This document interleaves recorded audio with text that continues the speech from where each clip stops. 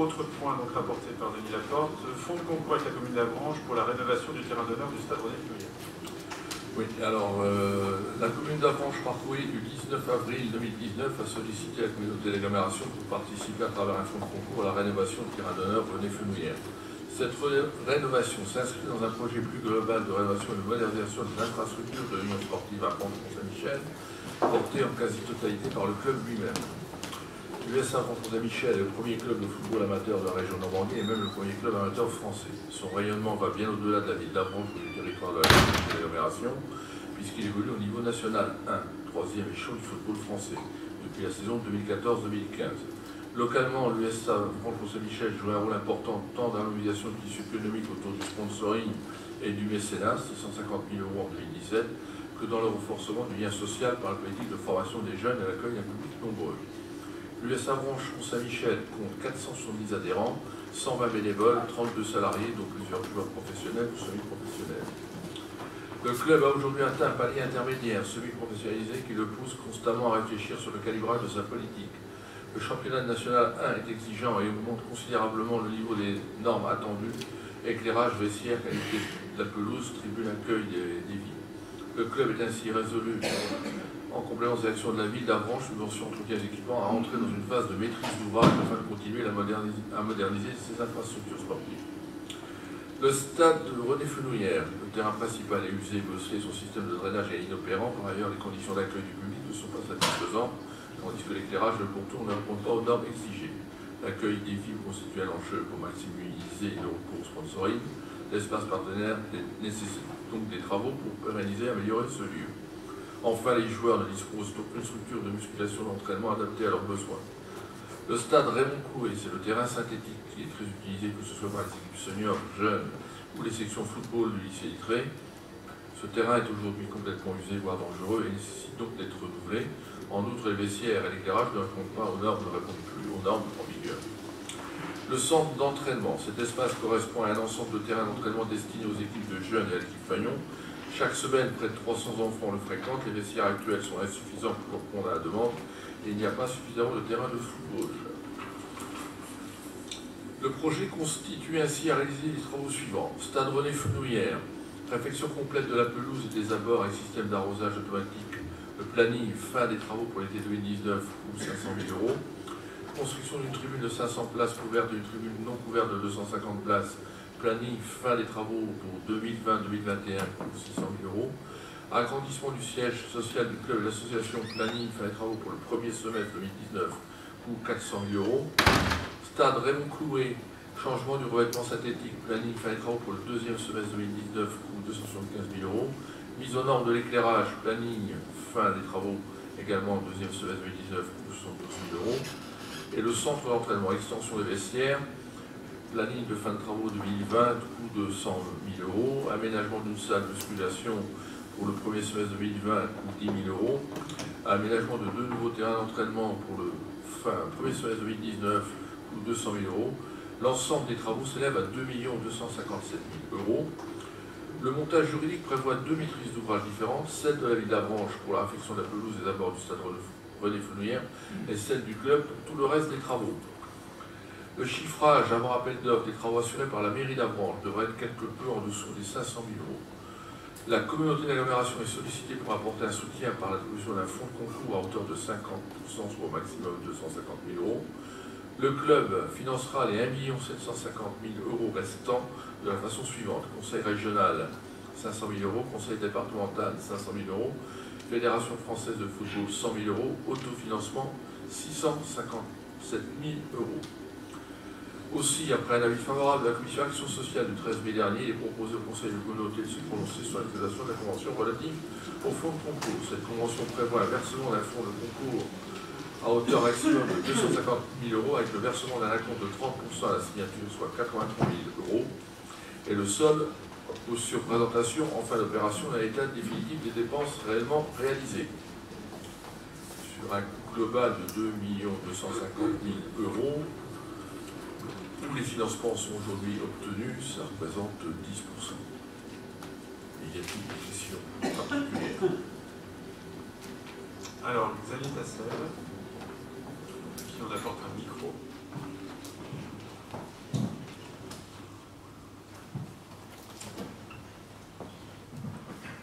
Merci. Petite question, quelle est l'action, parce que je ne la connais pas, du club de football USA MSN sur l'ensemble du territoire de la communauté d'agglomération? Quel serait dans ce cas-là son rôle communautaire? Et puis la deuxième question, c'est bien écrit, c'est bien. Simplement, on nous parle effectivement d'améliorer l'espace partenaire et on sait que c'est important. Quel est le retour attendu en termes d'augmentation du chiffre du mécénat, qui est aujourd'hui à hauteur de 650 000? Est-ce qu'on a une idée sur le retour attendu?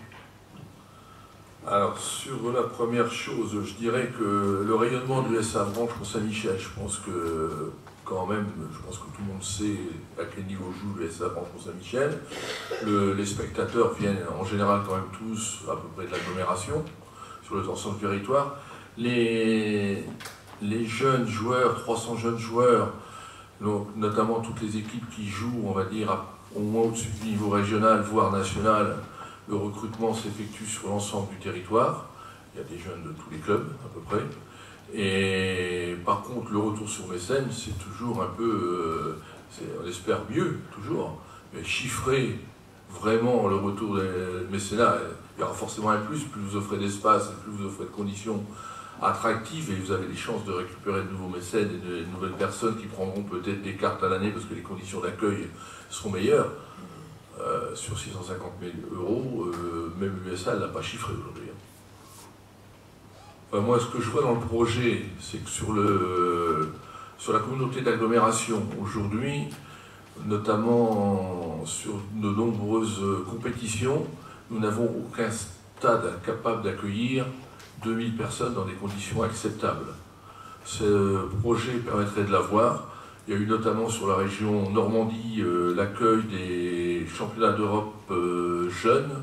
Aucun match n'a pu avoir lieu dans le Sud-Manche car nous n'avions pas de stade à cette hauteur capable d'accueillir ces compétitions. Au-delà du football, il ne faut pas oublier que c'est un stade aussi d'athlétisme. Et avec un accueil suffisant au niveau des spectateurs et tout, ça peut aussi permettre d'avoir des compétitions plus importantes. Et aujourd'hui, il y a aussi un développement fort qui est vrai dans tous les clubs. Vous allez avoir le monde de football féminin qui va avoir lieu en France dès l'été prochain. Les sections féminines sont en forte augmentation. Je prendrai le cas de Ducé, où le nombre de féminines était de 0 il y a moins de 5 ans. On est aujourd'hui, Ducé-Isigny, et aujourd'hui on est à plus de 70, et on a une section collège qui fait le plein, qui n'est pas un sport-études, mais qui fait le plein au niveau des filles. Je vous rappelle que le premier entraînement que j'ai vu des jeunes, il y avait plus de filles que de garçons, et ces accueils nouveaux nécessitent forcément des espaces nouveaux.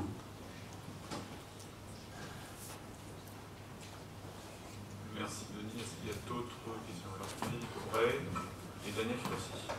Oui, je pense que c'est un bon parler, non? C'était d'abord Philippe Aubray puis Daniel Furcy, mais bon, je pense que Daniel a décidé que c'est lui le premier. Non, Daniel. Si. On va parler. Moi, je dis pas grand-chose. Je trouve que la fédération de football donne pas beaucoup. 100 000 €, c'est beaucoup. C'est vrai, on pourrait espérer davantage de... Bon, on pourra développer après. C'est vrai qu'on a des questionnements importants sur l'avenir du football amateur, parce que en amateur, il faut savoir qu'il y a des négociations qui se jouent au niveau national pour que les clubs de national bénéficient à terme des droits de retransmission télé. Ça fait partie aussi des aberrations en fait, que l'on peut rencontrer au niveau national, avec finalement des clubs qui doivent se débrouiller avec des moyens souvent très limités pour maintenir un niveau national avec des déplacements qui leur coûtent très cher. Et surtout l'incapacité de pouvoir développer ou de maintenir des structures qui sont au niveau des exigences de la Ligue. Parce que, pour être clair, si sur le terrain d'honneur, les travaux ne sont pas faits cette année, le club ne pourra pas se maintenir au niveau national. Les exigences sont là. La ville de la Branche avait fait les travaux en 2015 pour la rénovation mise aux normes des tribunes et des vestiaires. Si ces travaux n'avaient pas été faits, en effet, il y avait une redescente illico presto. Alors, c'est finalement le choix, il est là. C'est est-ce qu'on encourage ce club à se maintenir à un niveau national qui est le sien, clairement, parce qu'ils ont les jeunes derrière qui poussent. Toutes les équipes de jeunes aujourd'hui, c'est toujours au niveau régional et national, avec de très bons résultats. C'est une vraie école aussi de la discipline sportive, il ne faut pas l'oublier. Ou alors, et en sachant que le club aujourd'hui a une visibilité nationale, si Avranches Mont-Saint-Michel est vu dans tout le territoire, c'est aussi en partie grâce au football, hein, qui est quand même très observé, avec des retransmissions des matchs au niveau national. Voilà, ça, ou alors, en effet, on laisse le club péricliter naturellement et puis revenir à un niveau plus régional, plus local. Mais bon, sachant que le foot est quand même un sport particulièrement regardé et particulièrement suivi, ce serait quand même dommage de ne pas s'appuyer sur cette visibilité. Alors, Philippe, c'est à toi et ensuite tu réagis bien. Oui, moi c'est plutôt une question dans les années, disons à court terme. J'ai très bien compris que c'est un fonds de concours, compte tenu que la compétence sport n'est pas au niveau de notre agglo. Et je voudrais faire un parallèle par rapport à la classe sport-études du collège de Bressé, pour lequel, lors des dernières plénières, on a ramené les terrains qui sont occupés, je dirais, surtout le terrain synthétique de Bressé, qui est occupé à 90-95%. C'est l'inverse de ce que vous avez exposé là, par rapport au terrain synthétique qui est complémentaire au niveau du lycée. Donc le terrain synthétique de Bressé est revenu à la commune de Bressé, parce que lors d'une plénière, on a dit la compétence sport est aux communes. Le terrain synthétique ainsi que les terrains concernant le collège de Bressé doivent revenir à la commune de Bressé. Donc de ce fait, depuis le 1er janvier 2019, nous avons donc récupéré ces terrains-là. En ce qui concerne le terrain synthétique, comme je disais, qui est donc à 90% utilisé par le collège de Bressé, par les sports-études, qui est donc comme en classe officielle avec une certaine renommée, à un moment donné, il va falloir donc effectivement, comme le stade Cloué, refaire ce terrain synthétique. Donc ma question, c'est que comme on parle de concours, est-ce que on peut espérer que lorsque du fait que cette compétence de terrain est revenue à la commune de Bressé, dans une même démarche de région, département et fédération française, on pourrait espérer avoir un fonds de concours de l'agglo pour cette réflexion de terrain synthétique? La question est excellente parce que finalement ce que l'on constate ce soir dans la présentation du projet de l'US Avranches Saint-Michel, c'est que nous sommes dans le cadre d'un contrat de territoire qui lie à la fois la région, le département, la ville d'Avranches et la côté de l'agglomération, donc le bloc communal. Donc finalement, je dois donc dire que c'est le contrat de territoire qui nous offre cette possibilité de bâtir un projet sur la rénovation d'équipements sportifs de type stade, mais aussi plus largement la construction de vestiaires qui aujourd'hui font défaut. Aujourd'hui, vous avez des gamins qui se changent au pied de la voiture, c'est réel. C'est une histoire aussi, c'est l'héritage qui est comme ça, c'est que le club a pris l'essor, les jeunes adhérents, les jeunes membres du club sont plus nombreux et il manque ces équipements-là. Donc je pense que si on est dans le cadre d'un projet global, comme là on est au niveau du collège, le collège en effet c'est une compétence départementale, peut-être quelque chose à imaginer autour d'une future version du contrat de territoire pour rénover ces équipements. Je pense que l'intérêt communautaire, notamment d'un fonds de concours, et on voit bien comment les fonds de concours fonctionnent à l'inverse des communes vers l'agglo, se place toujours dans une logique de jeu collectif. C'est vraiment cette dimension-là. Bloc communal, département, région, contrat de territoire. Je pense que s'il y a un projet qui tient la route, en effet, tout est envisageable, bien évidemment. Surtout si, encore une fois, là, on soutient une politique de maintien d'élèves, de collégiens sur cet établissement, parce qu'il y a cette filière qui est là. Que, dans l'absolu, oui. Mais, encore une fois, j'insiste beaucoup sur cette dimension-là, il faut qu'il y ait un projet. Très honnêtement, si le club était pour national aujourd'hui, s'il n'y avait pas eu l'opportunité du contrat de territoire avec l'adhésion du département et de la région à ce projet, on ne serait pas là ce soir à évoquer ce sujet. Après, c'est à chacun de juger du bien fondé, d'accompagner le club dans son développement et surtout dans son évolution au niveau national. Est-ce que c'est bon ou pas pour notre territoire? Finalement, on pourrait résumer la question à ça. Gilbert, Daniel et ensuite Christophe. Oui, tu as un peu résumé. Est-ce que c'est bon ou pas bon pour notre territoire? Quand on voit le projet, la nécessité des travaux qui sont déjà obligatoires, et le montant du financement présenté, je pense qu'on ne peut pas, on ne doit pas passer à côté d'un projet comme ça, parce que d'avoir un club phare sur notre territoire, quel qu'il soit à l'endroit où il se situe, je pense que c'est une belle vitrine. Et on sait que pour faire entrer les gens dans un magasin, quand la vitrine est belle, on a plus de chances de les voir. Quand on va au stade, on voit des spectateurs de tout le territoire. Quand on regarde l'historique des joueurs qui ont joué avant, c'est aussi des joueurs issus des clubs différents du territoire. Et je pense que d'avoir un club qui a évolué au niveau où il a évolué, il ne faut pas oublier les participations à la Coupe de France et les droits télé qu'ils ont certainement pas récupéré ce qu'ils étaient en droit d'espérer. Je pense que c'est un bon projet qu'on ne devrait pas laisser passer. Merci Gilbert. Christophe.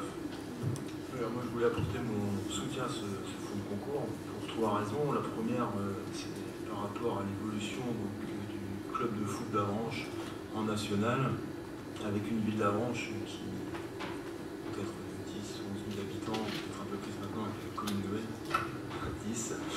Et je vois qu'elle évolue avec Le Mans, 143 000 habitants, Laval 50 000, Cholet 53, Dunkerque 90, Tours 136 000. Donc il est clair qu'il faut aussi venir en aide sur un niveau national, une commune telle que, enfin une ville telle qu'Avranches. Le deuxième point, c'est l'implication territoriale, bien évidemment, qui a une retombée territoriale, puisque nous avons quand même deux écoles de foot. On en a parlé tout à l'heure, c'est Bressé avec le collège, mais on a aussi le lycée. Et le lycée a une vocation territoriale très importante, et notamment avec cette classe foot. Et puis enfin, on voit qu'à l'échelle du territoire, l'ensemble des travaux vont s'élever quand même à 2 257 000. Il est vrai que là on parle plutôt du terrain de foot, mais au travers de tout ça, sur ces 2 257 000, on ne sollicite le comité d'agglo qu'à hauteur de 10% de 150 000. Et à côté, au niveau économique, on va faire travailler quand même le panel d'entreprises pour 2 257 000. Donc c'est très, très important. Et je crois que pour ces 3 raisons-là, eh bien, on se doit aussi d'apporter un soutien à ce club, mais aussi à la ville d'Avranches.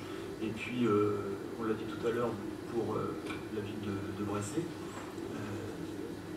le club a beaucoup travaillé, parce que la majorité des fonds vont être apportés par le club.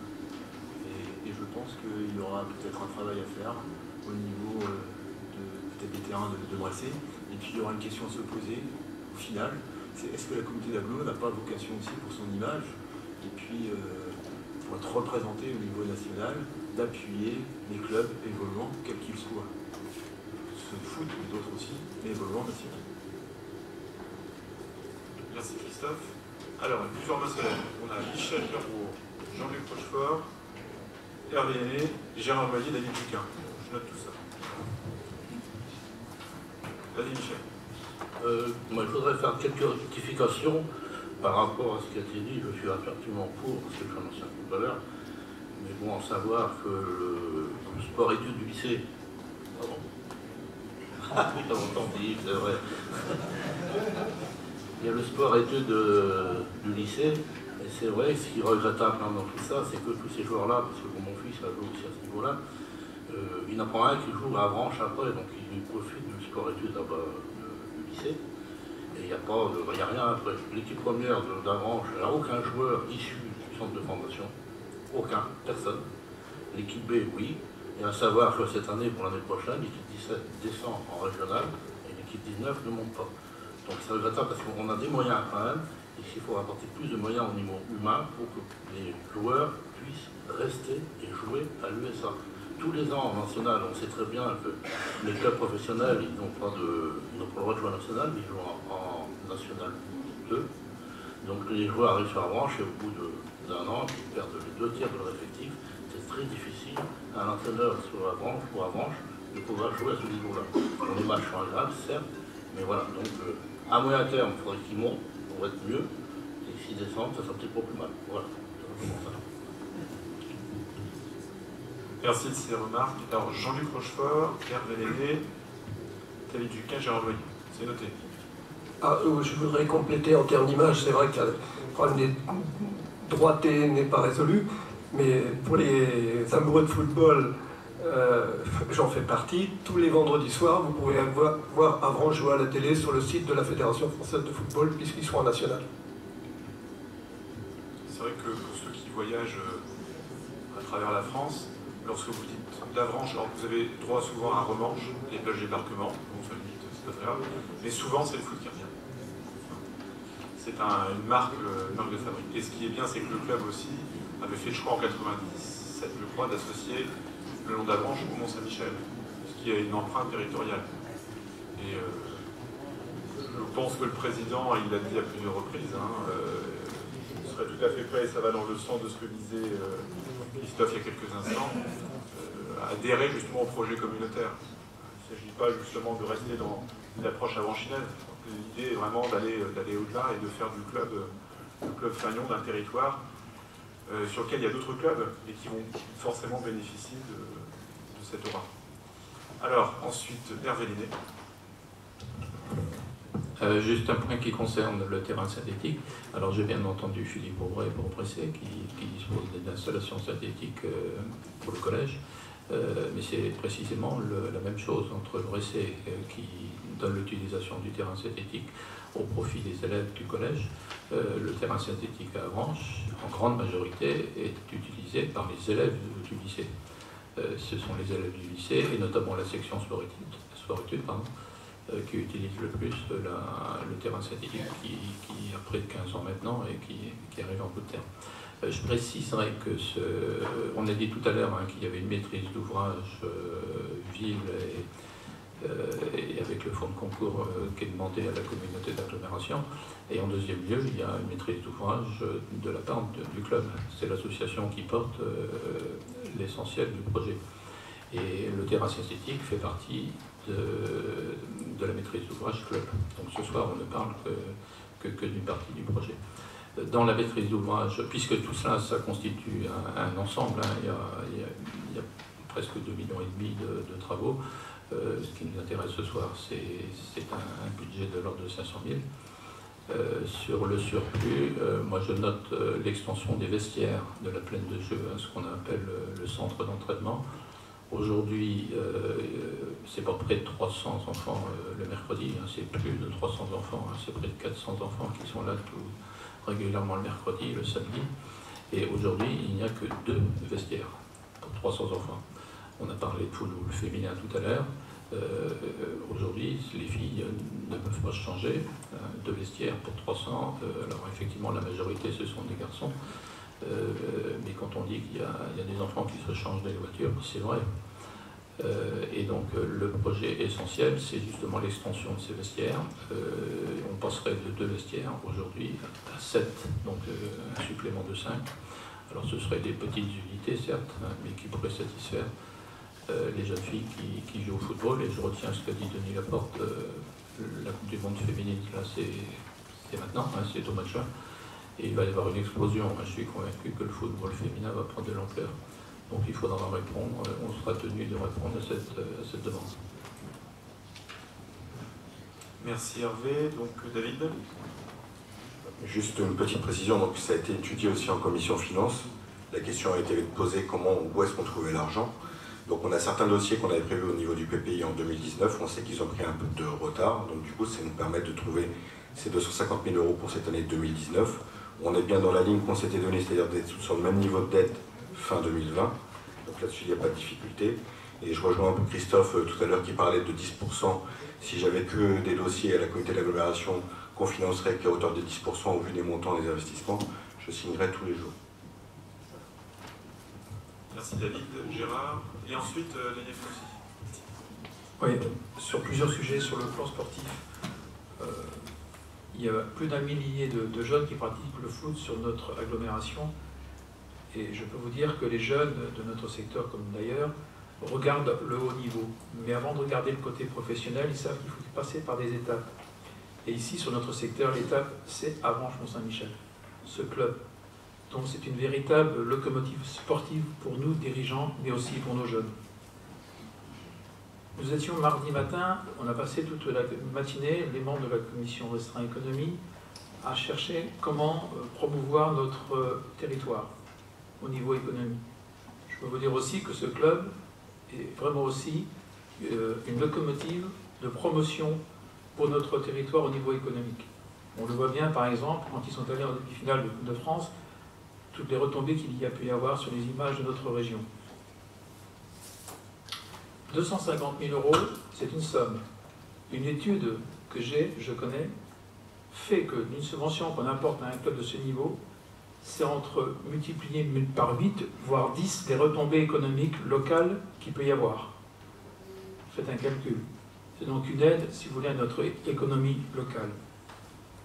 Et puis quand on voit, ça a déjà été dit, mais je le souligne encore une fois, que le conseil régional y croit en mettant 500 000 €, que le département y croit en mettant 500 000 €, certes, je suis d'accord, la fédération 100 000 c'est trop peu, mais nous, agglomération, on se doit aussi, je pense, de mettre les 250 000 €. Alors, Daniel Furcy. Oui, la question qui n'a pas été posée, c'est est-ce qu'une fois les travaux finis, est-ce qu'il sera homologué pour la D2? Oui, alors justement, l'idée c'est d'avoir un terrain qui puisse correspondre au niveau national, donc là où ils évoluent aujourd'hui, et qui sera forcément qualifié pour le niveau dessus. Même s'il y aura sans doute des choses à revoir, je m'avance un peu sur les questions d'éclairage, des choses comme ça, mais en termes de pelouse, ce sera en effet possible. Cela dit, ce n'est pas dans les objectifs du club aujourd'hui. Aujourd'hui, c'est le maintien, puis continuer à évoluer au meilleur niveau amateur. Ce qui pourrait éventuellement permettre au club d'envisager une montée, c'est précisément l'obtention de ces droits télé qui font défaut au niveau national. Et ça, c'est une autre histoire. Je tente de dire que ça ne nous regarde pas directement. Même si ça peut nous intéresser en tant qu'amateurs de foot et de sport d'une manière générale. Y a-t-il d'autres interventions? Oui, Jacques. Juste rapidement, c'est vrai que si ce soir, ce qui nous concerne, enfin, simplement, c'est le terrain d'honneur. Enfin, moi, je pense que c'est un sujet global. Et puis, moi, ce qui m'intéresse le plus, c'est effectivement la plaine de jeu, parce que quand on dit plaine de jeu, enfin, c'est à la France, la plaine de jeu elle existe depuis longtemps à Saint-Martin-des-Champs, donc je connais assez bien tous les terrains et tous les locaux. Et c'est vrai que là, c'est impératif, quoi. Je crois que quiconque se déplacera à Saint-Martin verra les 6 ou 7 terrains de foot et puis la taille des vestiaires comprendra rapidement que c'est pas possible qu'on continue à accueillir des gamins dans ces conditions, parce que il faut absolument créer des vestiaires de façon à ce que les gamins puissent jouer correctement le dimanche et s'entraîner aussi. Merci. Y a-t-il d'autres interventions? Monsieur Culou, grand amateur de foot. Grand amateur, mais petits joueurs. Oui, voilà, donc j'étais présent lors de la présentation du projet d'Avranches, lors du match contre Chambly, qu'Avranches a gagné d'ailleurs. Et je pense que c'est vrai, moi je suis pour ce projet, parce que, il faut savoir, moi oui, comme M. le Président vient de le dire, je suis président d'un petit club, ça c'est, pour ceux qui connaissent, c'est un petit pays où il y a un club de football quand même, depuis plus de 30 ans.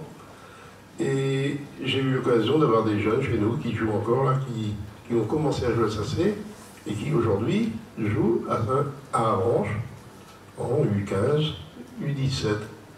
J'ai, je crois, 3 joueurs de mon club qui jouent actuellement à Avranches. Bon, ils ne sont pas en national, ils sont en régional.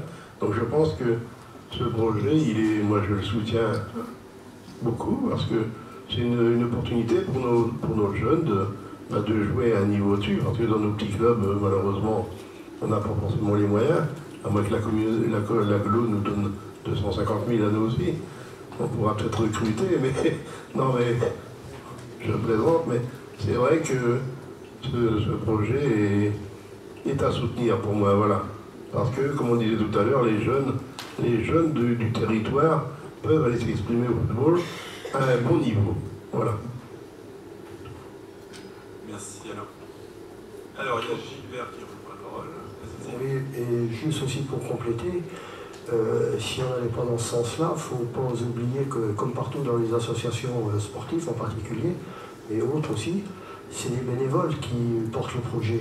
C'est eux qui le font vivre, et si on ne venait pas les aider aujourd'hui, je pense que sur les 120, il y en a peut-être beaucoup qui arrêteraient, et quand les bénévoles arrêtent, c'est pas une machine facile à remettre en route. Alors je crois que c'est surtout pas le moment d'arrêter ce qui marche bien. Merci. Est-ce qu'il y a d'autres? Alors, il y a M. Lambert, de Sartine. Merci, Monsieur le Président. Moi, je voulais apporter tout simplement mon soutien, un de plus, à ce projet et parler de la cohésion du territoire, parce qu'on le sait peu, mais dans le mécénat, il y a énormément de petits artisans et commerçants qui offrent des places VIP à leurs salariés, à leurs fournisseurs, et se créent des échanges tous les vendredis soirs autour des matchs de football. Il y a un peu deux vies vendredi soir, il y a le sport, le spectacle, et il y a aussi tous ces échanges qu'il peut y avoir et qui donnent des fois aussi des affaires professionnelles. Je voulais le souligner. En termes de cohésion du territoire, je me souviens de l'épopée en Coupe de France et des retombées médiatiques sur l'ensemble du territoire. Quand on voyait à la télévision, on présentait ce club, je me souviens de Stade 2 par exemple, on avait quand même une belle vue sur le Mont-Saint-Michel et sur la baie du Mont-Saint-Michel, ainsi que sur une grosse partie de notre territoire. Donc il a bien profité à tout le monde, ce côté médiatique du club, et je tenais à le souligner. Merci Gaëtan. C'est vrai que la dimension économique de ces matchs, de ces rencontres du vendredi soir est à souligner. Et les entreprises qui participent à ces soirées, qui offrent des places, dépassent largement le terrain à franchir. Je dirais même parfois mon côté de fille vieux, voire de grand. C'est très bien aussi. Y a-t-il d'autres interventions avant que nous passions au vote? Je ne vois plus de mains se lever. Donc je vous propose de vous saisir de vos boîtiers. Nous allons aller prononcer sur ce fonds de concours en faveur du projet porté par l'US Avranches Mont-Saint-Michel.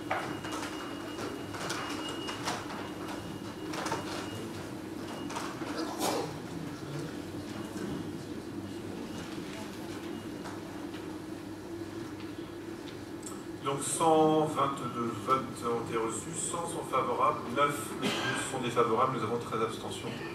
Je vous remercie pour ce vote majoritaire. Je pense que c'est un très bon signal que l'on voit aux sportifs.